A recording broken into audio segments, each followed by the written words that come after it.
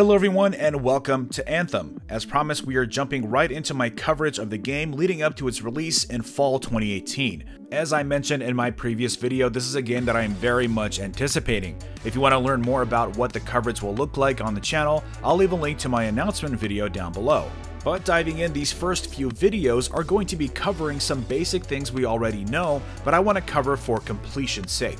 I'm also learning a lot of cool things while I research these videos, and I definitely want to pass that on to you. This was originally going to be a simple video going over everything we know, but as I started writing it, I realized it would be way too massive, so we're going to break them down into different topics. For this first video, I'll be going over what we know so far about the Javelin exosuits and combat inside of Anthem. So let's jump into it.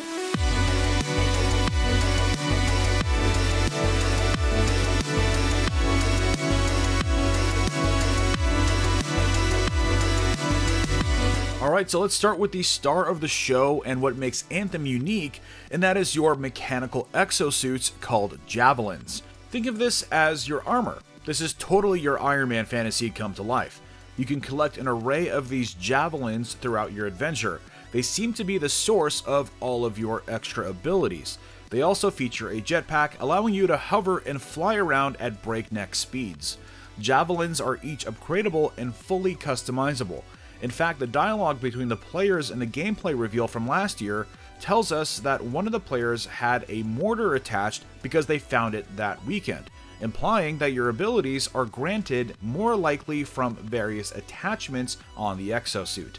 As of right now, there are 7 major types of Javelins announced, which seems to represent different classes or proficiencies. We currently know of 3 of them.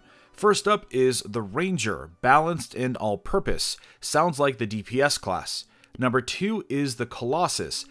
This one is big and brooding with heavy artillery, filling the typical tank role.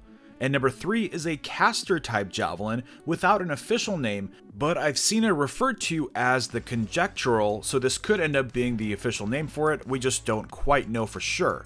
This one seems to be more of a support or mage type class. The concept art here shows what looks like 3 different elements being used: fire, electricity, and what looks like perhaps ice, with those elements affecting the aesthetics of the Javelin much more prominently than the other classes. The class also looks like it can hover in air, but it's unclear whether or not this is simply an upgrade potentially available to all classes of Javelin. Now, there is still a lot we don't know about the Javelins. For instance, will we be stuck in our class choice, or will we be able to switch from, let's say, Ranger to Colossus at will? We also don't know the other 4 types of Javelins.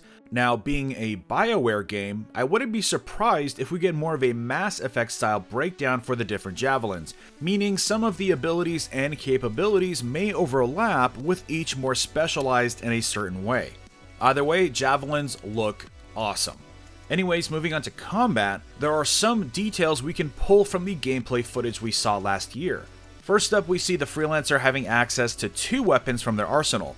The first weapon we see has yellow detailing and acts more like a shotgun. The reticle on screen is a wide circle, typical of what you see from shotguns in other games, with the ammo of the gun next to it on the screen.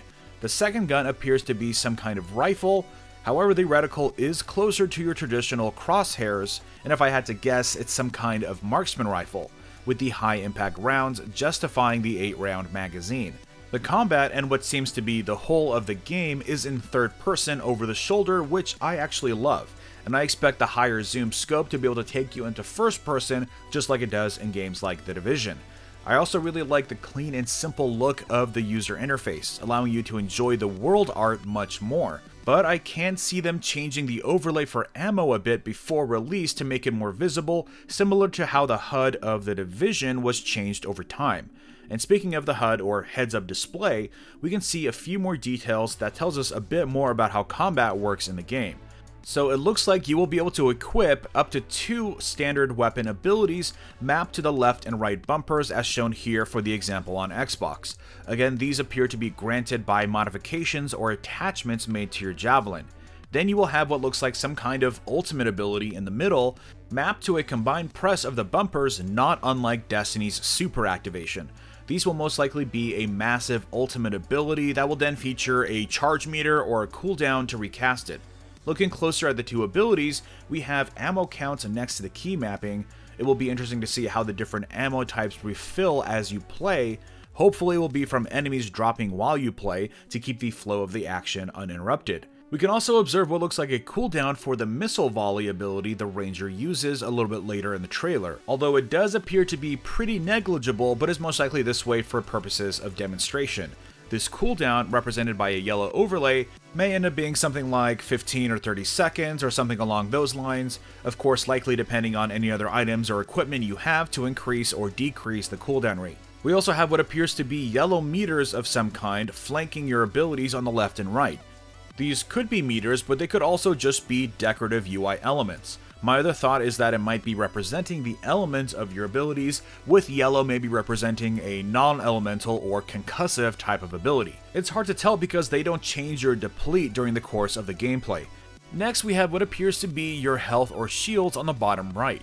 I'm not in love with the placement of this, but you can see here that you seem to have 3 sections of shields. They also don't seem to regenerate very quickly at all. It looks like we got about a 10% recovery between the two encounters, but of course this could all just be placeholder for the demo.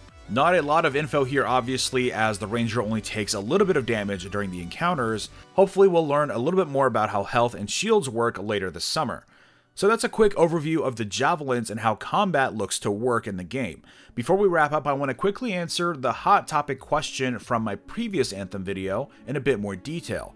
We still don't have a firm release date for the game, which I can actually appreciate. I would rather them take their time and not rush out the product. The best we know is fall 2018, but I wouldn't be surprised, or even upset for that matter, if it dips into 2019. Either way, we should learn a lot more about this game during E3 this year. One of the developers even hinted at more information possibly coming before E3, so that would be pretty cool. Anyways, let me know in the comments below if you've picked out any other interesting details about combat. Drop a like if you enjoyed this video, and subscribe for my continued Anthem coverage. Happy gaming, and I will see you all next time.